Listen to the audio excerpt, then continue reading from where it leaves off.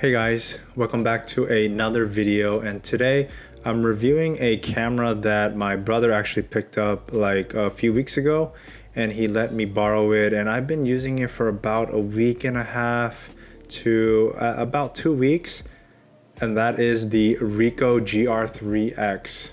And for those of you who don't know, just a little background on this camera, it's basically a GR3 by Ricoh. That's a 28mm focal length, whereas the GR3X is a 40mm, and it's one of the smallest cameras I've ever used.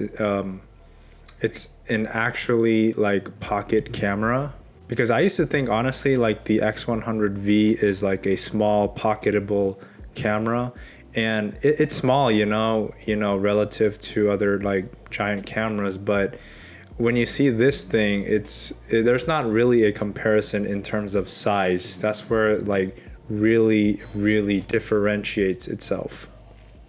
And like the X100V, I guess you can say you can put it in your pocket, but it's not very ideal. It'll be very tight and like, just a large, like, just uncomfortable. Whereas this, it literally slips in your pocket. So that's kind of like the main difference.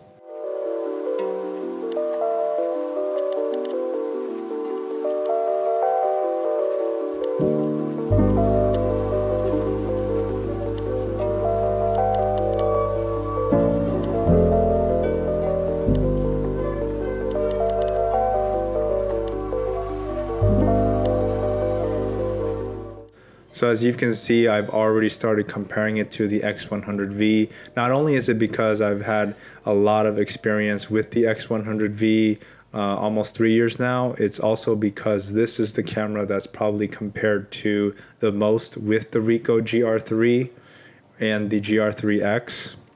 So I kind of just want to like highlight differences and stuff, what each camera has or doesn't have. And the main thing that I noticed with this camera, other than obviously the size, we've already talked about that, but when I was shooting with this camera, because it doesn't have like an actual viewfinder, you just have the back screen, which is fine. I get it, with a camera of this size, adding that thing, it'll just add to the bulkiness of it. You just have to add more things to add a viewfinder, so I understand that, but I wish they at least added like a tilt LCD screen on the back. And the reason why I say this is because when I was shooting, even like in a semi, like not even that like bright of a day, like an overcast day, I had trouble like just looking at the screen because of the glare. I wasn't exactly sure like how the exposure was, how the exposure of the photo was. I had to like kind of cover it. So I think like if you had like a tilt screen or something, you can kind of like use a different angle to kind of get rid of like glare or something like that. So I think my biggest issue using this camera was, especially if you're out in like a bright day, I think that glare and trying to like compose your photo with the right exposure will be a little bit difficult.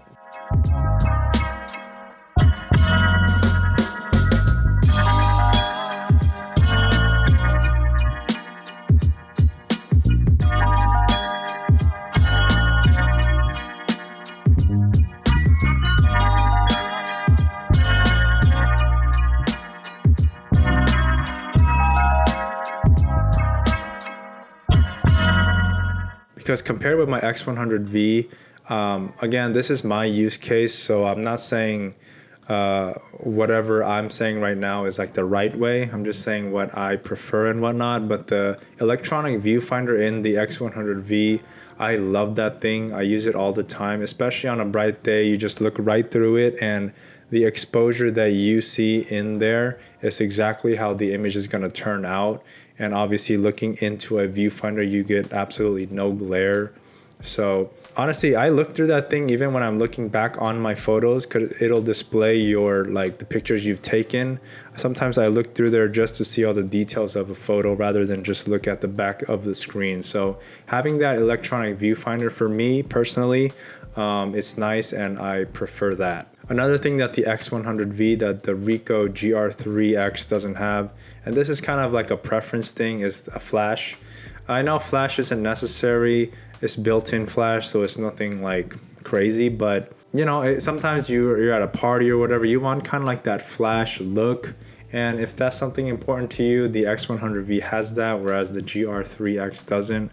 I'm not gonna lie, I like shooting with flash. Sometimes like at, you know, gatherings with friends, having that flash look and just kind of brightening up the scene. Even if it might not need brightening, but like, you know, that flash look, it's kind of nice, you know, having that.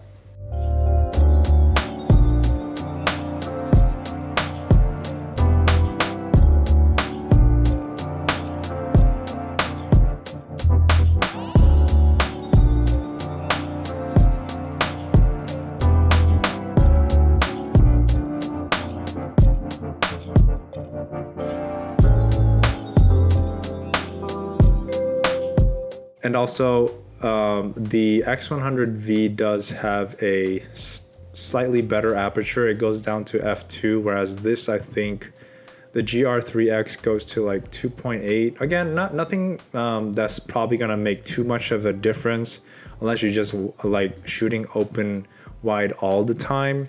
But I'm just talking about spec wise. But I do understand that just on like an image, you're probably not going to tell too much of a difference. Because, and you might think like low light situations, it's probably a little worse, but seeing that the GR IIIx does have IBIS built into it, it kind of might offset that issue. But I feel like this camera will have no issue shooting at in low light. Which also brings me to, I'm going to New York next week for just a small trip, and I'm actually going to be bringing the Ricoh with me, and I plan on doing like just a night series with that camera just to see how the low lights affect the shooting and whatnot, and see how the images turn out. So stay tuned for that one.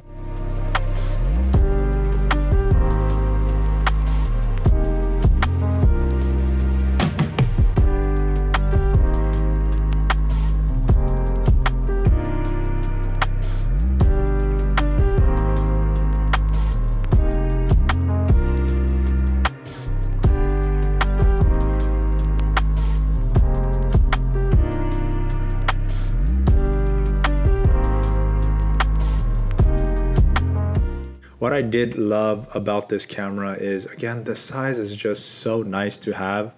It's actually very easy to use with one hand. You can adjust the shutter speed on the back with one dial and then use the front to adjust aperture, and you have no issues just going back and forth with that.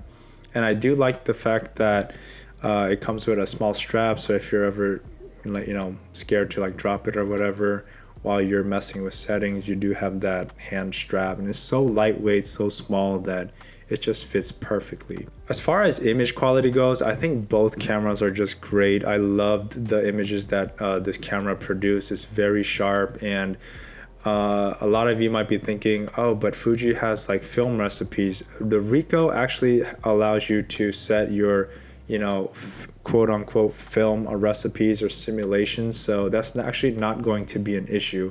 I will say the only issue I had with the film recipes or whatever that I set in the camera, it wasn't as like straightforward as a X100V, but I think it's because, again, it's my first time using it, but also you kind of have to press multiple buttons to get to certain things, which is not a big deal, especially when you start getting used to the camera. But I kind of just wanted to point that out, that it's not as straightforward. But again, you get the film simulations and all that, so I think that's actually a nice touch that I'm glad that other companies other than Fuji are starting to do. So like I said, both image quality is great. I think I'd be lying if I said one is better than the other. Like if you showed me a picture taken with the Fuji versus the Ricoh, I wouldn't be able to tell. At that point, I'd just be playing a guessing game. So I think in terms of image quality, both are very sharp, both are very nice, and I know the Fuji has slightly better megapixels, but again, that's just on paper. Like it's just like 2 more megapixels or something like that. So in terms of image quality, both are excellent.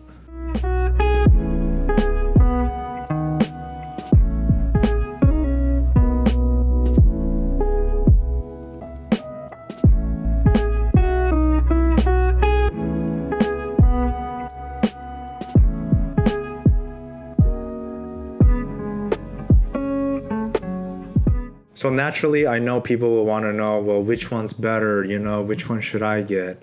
And honestly, this is a comparison where it's really up to what you need and what you shoot a lot of. I will say, I will give my opinion on this. If size and like portability, the pocketability, if that is very, very important, like if that's on your like tier 1 list, to me, there's really no comparison. This thing, you know, I used to say that the X100V is like your iPhone. You always have it on you. And yeah, you can have it always on you, but I think there's something different about literally pulling the camera out of your pocket, never missing a shot. So, you know, people say the best camera is the one you'll use the most. So if you'll use the camera more because of that size, that portability, I feel like this is the perfect camera for you. And I'll also say that I feel like it's one of the best cameras for street photography. Always have it on you, never miss a moment, just anything candid.